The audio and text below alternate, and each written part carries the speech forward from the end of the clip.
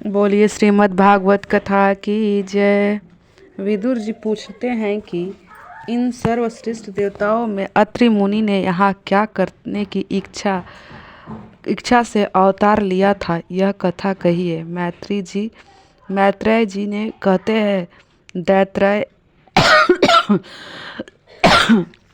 दैत्रेय आत्रि के घर में आए। पुरुष आदि आत्रि जैसे तपस्वी बने और स्त्री अनसुईया जैसी तपस्विनी बने, तो आज से आपके घर में दैत्रेय आने की तैयारी है। वह अत्रि है। स्वत, रज और तम, इन तीनों गुणों का जो नाश करे वही निर्गुणी बने, वही अत्रि है। सत्व, रज और तम, इन तीनों गुणों से जीव मिल गया है। इन तीनों गुणों से जीव को अलग होना है। तर्जनी उंगली जीव भाव बताता है, अभिमान बताती है। जीव में अभिमान प्रधान है। पांचवी उंगली सतगुण है और अंगूठा ब्रह्म है। इसीलिए तो पुष्टि संप्रदाय में प्रभु के तिलक अंगूठे से लगाया जाता है। वेद में ब्रह्मा के नेति कह करके वर्णन किया गया है। इस जीव ब्रह्मा का संबंध सतत होना चाहिए। इन तीनों गुणों में जीव मिलता है और इन तीनों गुणों को छोड़कर ब्रह्म संबंध करता है। जो त्रिगुणातीत ब्रह्म स्वरूप को प्राप्त होता है वही अत्रि है। शरीर में जो तमोगुण है उसे रजोगुण से मारो, दूर करो। रजोगुण को ही सत्वगुण से मारो। रजोगुण काम और क्रोध को जन्म देता है। सत्कर्म से सत्वगुण बढ़ता है। सत्गुणों में भी बंधन करता है। इसमें भी थोड़ा सा अहभाव रह जाता है। अतः प्रयाण में सत्वगुण से भी सत्वगुण को मारना चाहिए। सत्वगुण को ही त्याग करना और निर्गुण होना है। यदि जीव अत्रि हो तो उसकी बुद्धि अनुसूया हो। अनुसूया से रहित बुद्धि ही अनुसूया है। बुद्धि में सबसे बड़ा दोष असूया मत्सर है। दूसरे का भला देख कर ईर्ष्या करना, जलन, यही असूया यानी कि मत्सर है। दूसरों को दोष का विचार श्री कृष्ण दर्शन में विधान करता है। बुद्धि में जब तक असूया मत्स्य होगा तब तक ईश्वर का चिंतन नहीं कर सकेंगे। भगवान का दर्शन सब में करना है। यदि जीव सब में ब्रह्मा का दर्शन करे तो वह कृतार्थ होता है। जिसकी बुद्धि असूया रहित होती है वही अत्रि बनता है। तत्पश्चात दैत्रेय पधारते हैं। जीवन तीन गुणों का त्याग करके त्रिगुणी बने और बुद्धि असूया रहित बने तो ईश्वर प्रकट होते हैं। प्रभु को स्मरण में बुद्धि जागृत होती है। असूया ईश्वर के मार्ग में आगे बढ़ने को रुकावट करने वाली है। असूया ज्ञान शक्ति के मार्ग में रुकावट करती है। इसीलिए किसी के असूया मत करो। जब बुद्धि असूया बनती है तब वह ईश्वर का चिंतन कर सकती है। अनसूया महान प्रतिव्रता है। एक बार देवर्षि नारद कैलाश में आए। शंकर समाधि में थे। पार्वती जी पूजन कर रही थी। पार्वती जी ने नारद जी को प्रसाद दिया। नारद जी ने कहते हैं कि लड्डू बहुत सरल है। आज आपके हाथों का प्रसाद मिला, परंतु उस अनुसूया के घर में लड्डू आपके लड्डू से श्रेष्ठ है। पार्वती जी पूछने की यह अनुसूया है कौन? नारद जी कहते हैं कि आप प्रतिव्रता हैं, मगर अनुसूया महान प्रतिव्रता है। पार्वती के मन में ईर्ष्या उत्पन्न हुआ। अनुसूया मुझसे भी बढ़कर है। श्री शंकर जब समाधि में जागे तो पार्वती ने वंदना किया। घर में आदमी बहुत वंदना करे तो समझ लेना चाहिए कि गड्ढे में उतरने की तैयारी कर रहा है। शंकर ने पूछा, देखो क्या बात है? पार्वती ने कहा कि किसी भी प्रकार से अनुसूया का प्रतिव्रत भंग हो ऐसा करो। शिव जी कहते हैं, जो दूसरों का बुरा करने का इच्छा करता है उसका ही बुरा होता है, उसमें कल्याण नहीं होता। देवी परंतु तेरी इच्छा है तो प्रयत्न करूँगा। और नारद जी ने वैकुंठ में आए, लक्ष्मी जी से मिले। उन्होंने नारद जी से पूछा कि आप इतने आनंद में क्यों हैं? नारद जी ने कहते हैं, वैकुंठ की महिमा तो पहले ही परंतु तो अनुसुईया के आश्रम के सिवा कहीं और जाने की इच्छा नहीं होती। मैं आपके आश्रम में आ रहा हूँ, अतः अति आनंद में हूँ। लक्ष्मी जी पूछती है कि यह अनुसुईया कौन है। नारद जी कहते हैं कि वह तो एक महान पतिव्रता है। लक्ष्मी जी श्री विष्णु जी से कहती है कि आप कुछ ऐसे करो कि जिससे अनुसुईया का पतिव्रता भंग हो जाए। पार्वती का अर्थ है बुद्धि विद्या का मत्सर है। लक्ष्मी जी का अर्थ है दैव्य। दैव में ईसा अर्थात असूया रहती है। ब्राह्मणी रजोगुण है। सावित्री ने भी इसी प्रकार ब्रह्मा जी से विनती की। शंकर विष्णु ब्रह्मा तीनों देवता चित्रकूट में एक साथ मिले। तीनों देवता अनुसुईया के आश्रम में आए भिक्षा मांगते हुए। उन्होंने कहा कि हम भिक्षा मांगते हैं, मगर आप नग्न होकर भिक्षा दे तो हम लेंगे। अनुसुईया सोचती है कि यदि नग्न होकर के भिक्षा दूँ तो मेरा पतिव्रता भंग होगा, और अगर भिक्षा नहीं दूँ तो घर आंगन में आए हुए अतिथि वापस जाएंगे तो यह महापाप होगा, मुझे पाप लगेगा। प्रभु कहते हैं कि हमें नग्न होकर के भिक्षा दो, अर्थात वे कहते हैं कि वैष्णव सूझे वासना रहित होकर के भिक्षा दो। ईश्वर को वासना रहित होकर के निष्काम होकर के सब कुछ अर्पण करना। अनुसुईया के मन में कई वासना नहीं थी। सूक्ष्म वासना भी यदि मन में आए तो यह तीनों देवता उसके पास नहीं आते। अनुसुईया ने ध्यान किया और तीनों देवताओं पर पानी छिड़क कर तीनों देवता बालक बन गए। पतिव्रता में इतनी शक्ति होती है। पार्वती सोचती है कि शिव जी प्रातः काल के गए हुए फिर भी अभी तक आए नहीं हैं। लक्ष्मी और सावित्री ने अपने अपने पतियों को खोज निकाली हैं। तीनों देवियाँ चित्रकूट में आई। इतने में नारद जी ने वहाँ आ पहुँचे और अनुष्ठान में बैठे। देवियों ने उनसे पूछा कि हमारे पति का कुछ समाचार जानते हो। नारद जी कहते हैं कि पहले यह तो बताओ कि बड़ी कौन है, आप या अनुसुईया। देवी कहती है कि अनुसुईया बड़ी है, परंतु हमारे पति है कहाँ। नारद जी ने कहा, सुना है कि आपके पति बालक बन गए हैं, वे अनुसुईया के घर में मिलेंगे।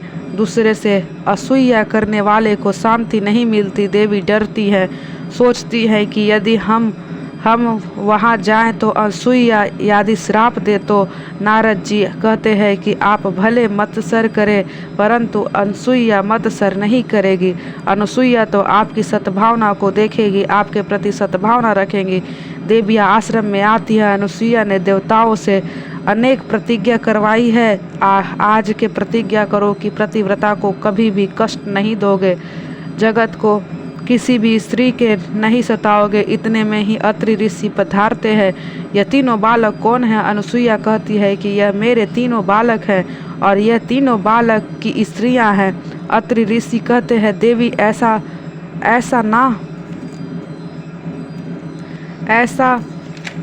ऐसा ना कहो। यह तीनों महान देवी हैं। इनके बाद जल छिड़का और तीनों देवता प्रकट हुए। तीनों देवताओं कहते हैं कि आपके आंगन में हम बालक होकर के खेलते थे। वह सुख सदा के लिए आपको हम देंगे। इन तीनों देवताओं के तेज मिलकर के दैत्याय के रूप में प्रकट हुआ है। जब यह जीव कुछ मांगता नहीं है तब परमात्मा आपको अपने स्वरूप का प्रदान कर देते हैं। मार्गदर्शन गुरु कृपा के बिना नहीं मिलता नहीं है। गुरु दैत्रेय मार्गदर्शन करवाने वाले हैं, इसीलिए उनका जन्म मार्गशीर्ष मास में हुआ था। पहले अध्याय में कदम्ब ऋषि को कन्याओं के वंश का वर्णन किया गया है। दक्ष प्रजापति और प्रसूति के यहाँ 16 कन्याएं हुई थी। उनमें से 13 उन्होंने धर्म को, एक अग्नि को और एक पितृगण को, और 16वीं सती श्री शंकर को दे दी थी। धर्म के 13 पत्नियां कही गई हैं। उनके नाम श्रद्धा, दया, मैत्री, शांति, पुष्टि, क्रिया, उन्नति, बुद्धि, मेघा, स्मृति, तीक्षा, घृति और मूर्ति है। धर्म के 13 विवाह हुए थे। इन 13 गुणों का जीवन में उतारने से धर्म जरूर फलता है। इन 13 गुणों के साथ विवाह करोगे तो भगवान मिलेंगे। धर्म की पहला पत्नी श्रद्धा है। ईश्वर से श्रद्धा रखो। धर्म के प्रति क्रिया श्रद्धा से करो। श्रद्धा दृढ़ होना चाहिए। एक दिन नामदेव जी ने पिताजी को कहीं बाहर जाने का प्रसंग आया। नामदेव जी उस समय छोटी उम्र के थे। घर में देव पूजा रखी हुई थी। उस पूजा का काम नामदेव को सौंपा गया था। पिताजी ने नामदेव को पूजा की विधि समझा दी थी। उसी तरह नामदेव जी भगवान को दूध के प्रसाद का भोग धरते हैं। भगवान दूध पीते नहीं हैं। नामदेव जी बहुत ही मिन्नतें करते हैं। रोज तो पिताजी के हाथों से आप भोग को स्वीकार करते हैं। आज मुझसे भी कुछ भूल हुई है क्या? आप दूध क्यों नहीं पीते? पिताजी ने नामदेव से कहा कि भगवान विठलानाथ शर्माते हैं। उनका मनाना पड़ता है। इसीलिए नामदेव बहुत मनाते हैं। विठलादेव, यदि आप दूध नहीं पियोगे तो मेरे पिताजी मुझे मारेंगे। विठला, दूध पियो ना। पर सब कुछ विनती व्यर्थ हो गई तो नामदेव जी मूर्ति के आगे अपना सर फोड़ने को तैयार हो गए। वे बोले, विठला, दूध पीना है कि नहीं? दूध नहीं पियोगे तो मैं अपना सिर फोड़ लूँगा। भगवान नामदेव की दृढ़ श्रद्धा और भक्ति देखकर प्रसन्न हुए। जब ही नामदेव सिर पटकने की तैयारी करने लगे, वहाँ भगवान प्रकट हो गए। भगवान ने दूध का कटोरा ले लिया और दूध पीने लगे। 5 वर्ष के नामदेव भगवान को दूध पिलाते हैं। जब नामदेव को लगा कि भगवान विठलानाथ सारा दूध पी जाएंगे तो उन्होंने प्रभु के जोर से आवाज़ दी, विठला, तुम तो सारा दूध पी जा रहे हो, क्या मुझे प्रसाद नहीं दोगे? पिताजी तो मुझे रोज प्रसाद ही देते हैं। नामदेव का प्रेम देख करके विठलानाथ जी बहुत प्रसन्न हुए। प्रभु ने नामदेव को गोद में ले लिया और दूध पियाया। दृढ़ श्रद्धा भक्ति से, दृढ़ प्रेम से जड़ भी चेतना बनता है। जीव मात्र के साथ मैत्री रखो। श्रीधर स्वामी ने कहा है कि सबके साथ मैत्री रखे तो साख्य नहीं है, पर यदि सबके साथ मैत्री ना हो सके तो कोई हर्ज नहीं। मगर किसी के साथ वैर मत रखो। किसी का वैर ना करो भी मैत्र करने के समान है। धर्म की तेरह हुई पत्नी मूर्ति और उनके घर नर नारायण प्रकट हुए। नारायण के माता पिता मूर्ति और धर्म है। धर्म में प्रेम रखो। जो मूर्ति को माता और धर्म को पिता मानेगा, उसी के यहाँ नारायण का जन्म होगा। बद्री नारायण भगवान साल में एक बार मूर्ति देवी से मिलने के लिए आते थे। धर्म पिता है और मूर्ति माता है। यदि धर्म का बराबर पालन करोगे तो तुम्हारे घर नारायण प्रकट होंगे। दक्ष प्रजापति की छोटी कन्या सती का विवाह शिव जी के साथ हुआ है। दक्ष प्रजापति ने शिव जी का अपमान किया, इसीलिए सती ने अपना शरीर यज्ञ में भस्म कर दिया। भगवान शंकर महान है, सचराचर जगत के गुरु हैं। संत ज्ञानेश्वर जी ने ज्ञानेश्वरी से कहा है, जगत में जितने भी धर्म संप्रदाय है उनके आदि गुरु श्री शंकर हैं। गुरु किए बिना मत रहो। सभी मंत्रों का आचार्य शिव है। इसीलिए आपको गुरु मानना है तो मंत्र दीक्षा लेनी चाहिए। विदुर जी पूछते हैं कि देवों में सबसे श्रेष्ठ शिव जी के साथ दक्ष प्रजापति ने वैर किया। इस बात को सुनकर बहुत ही आश्चर्य होता है। यह कथा मुझे विस्तार से सुनाओ। मैत्रेय जी ने कहते हैं कि प्राचीन में प्रयागराज में एक बड़ा सा ब्रह्म शस्त्र हुआ था। त्रिग्रही का योग जब होता है तब कुंभ होता है। गरुड़ और अमृत लेकर जा रहे था, तब चंद्र, सूर्य और गुरु इन तीनों के अमृत कुंभ की रक्षा की थी। ज्ञान और भक्ति जब मिलते हैं तब मानव समाज में सुख और शांति होती है। प्रयागराज में बड़ा ब्रह्म शस्त्र हुआ। सभा में शिव जी अध्यक्ष के स्थान पर थे। उस समय दक्ष प्रजापति वहां आए। वहां जहां भी मनुष्य बैठे हों वहीं भक्ति करो। वह उत्तम भक्त है। शिव जी महान राजा महाराजा भगवान नारायण का ध्यान कर रहे थे। सभा में कौन आया और कौन गया इसका उनको भान नहीं था। दक्ष वहां आए, दूसरे देवों ने उठकर उनका सम्मान किया, परंतु शिव जी खड़े नहीं हुए। उस समय क्रोध में आकर दक्ष ने शिव की निंदा की। श्रीधर स्वामी ने तो निंदा में तो स्तुति के अर्थ निकालते हैं, अर्थात इस निंदा के शब्दों में भी शिव जी ने स्तुति रूप में अर्थ निकालते हैं। श्रीमद् भागवत कथा में सबसे उत्तम टीका श्रीधर स्वामी की मानी गई है। वे नृसिंह भगवान के भक्त थे। दसम स्कंद में श्री कृष्ण को शिशुपाल ने निंदा की थी, उसका श्रीधर स्वामी ने स्तुति परक अर्थ किया है, क्योंकि निंदा सुनने से भी पाप लगता है। निंदा नरक के समान है। जो व्यक्ति उपस्थिति ना हो उसे दोष के वर्णन करने से निंदा कहते हैं। शिव जी भी निंदा भागवत जैसे ग्रंथ में शोभास्पद नहीं है। दक्ष प्रजापति ने निंदा करते हुए कहा, शिव शमशान में रहने वाला है, परंतु यह तो स्तुति रूपी है। सारा जगत शमशान के समान है। काशी महान शमशान है, देह भी शमशान है, घर भी शमशान है। इस प्रकार शमशान का अर्थ सारा जगत, अर्थात शिव जी संसार के हर एक चीज में विराजे हुए हैं। सारा जगत शमशान रूप है और शिव जी जगत के प्रत्येक पदार्थ में व्यापक है, इसीलिए वे व्यापक ब्रह्म रूप है। जगत की प्रत्येक चीजों में शिव तत्व है, ब्रह्मा तत्व व्यापक है। भगवान शंकर आशुतोष हैं। शिव जी के दरबार में हर एक को प्रवेश मिलता है। ऋषि देव दानव आदि भूत पिशाच भी आते हैं। शिव जी के दरबार में सबके लिए खुला रहता है। शिव जी के दरबार को सबके लिए आदि खुला ना हो तो बेचारे भूत पिशाच कहाँ जाते।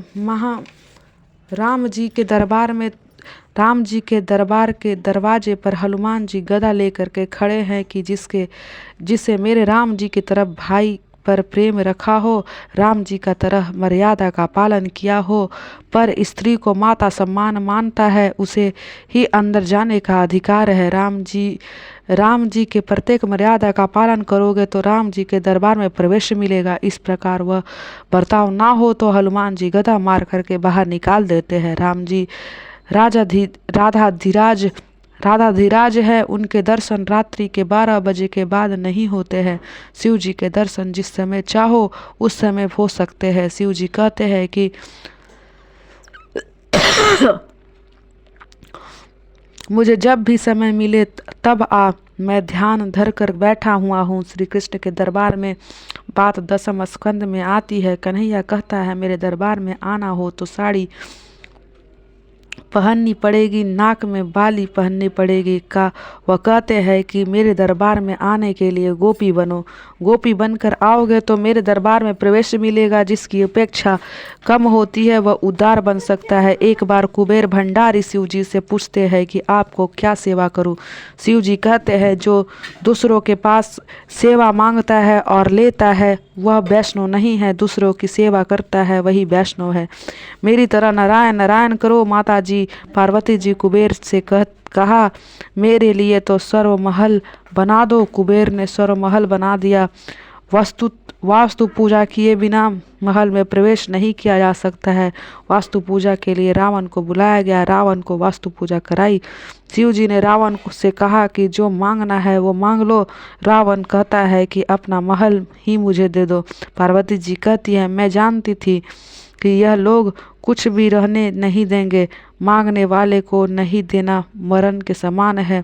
शिव जी ने सुस्वर्ण महल रावण को दे दिया। रावण जैसे कोई मूर्ख नहीं हुआ है। रावण कहता है, महाराज महल तो सुंदर दिया, अब तो पार्वती को भी मुझे दे दो।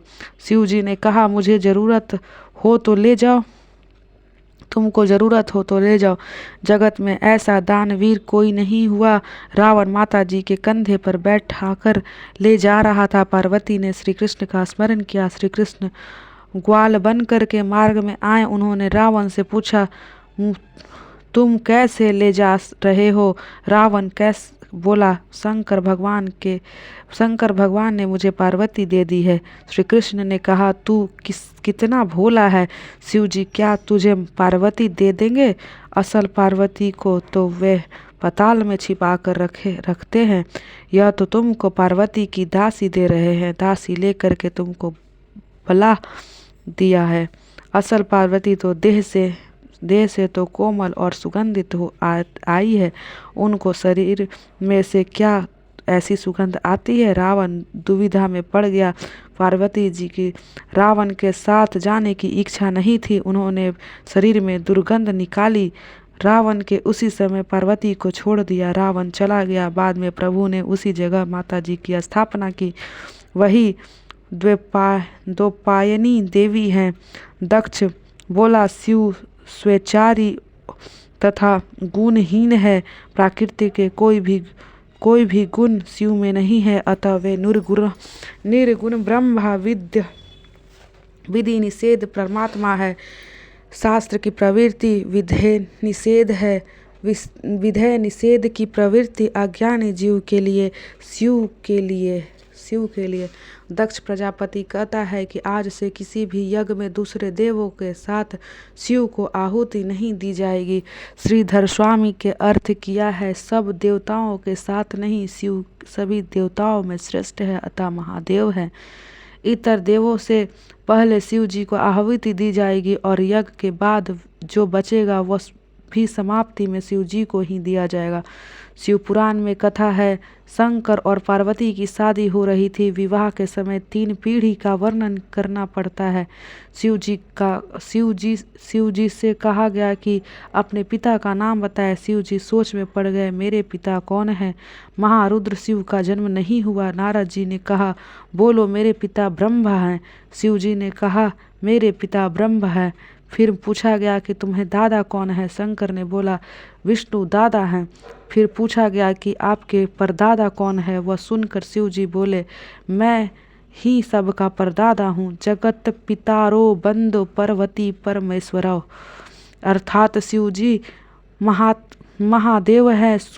सूत जी वर्णन करते हैं, राजन शिव जी के मस्तक में ज्ञानी रूपी गढ़ा थी, निंदा सुनकर भी सहन कर ली। शंकर के मत्स्य में ज्ञान गंगा है, श्री कृष्ण के चरणों में ज्ञान गंगा है, अतः वे शिशुपाल की निंदा सहन करते हैं।